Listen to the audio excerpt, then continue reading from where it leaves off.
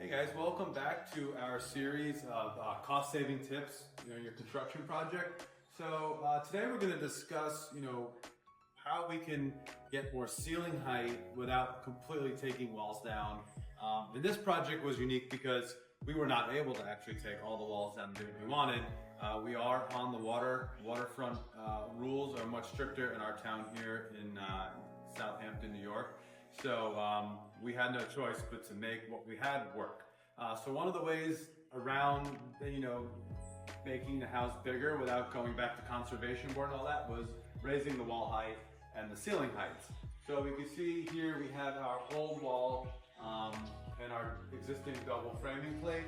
What we did was the architect designed a small knee wall which then supported the additional wall height.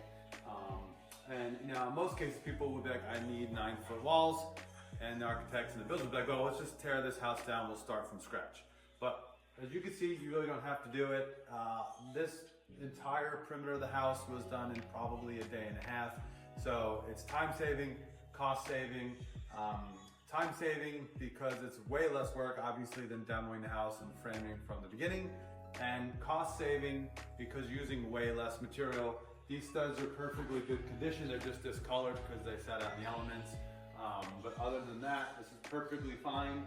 And you're only using, as you can see, the short pieces and those plates to continue up. So you're using half the amount of material.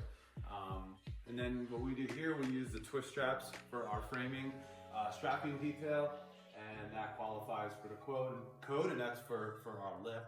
And that's really all we had to do. And then at that point, we did take the entire roof off in order to get the new height and the new rafters. So if you look at it, you did half the amount of work by leaving half of your walls intact, or more than half of your walls intact.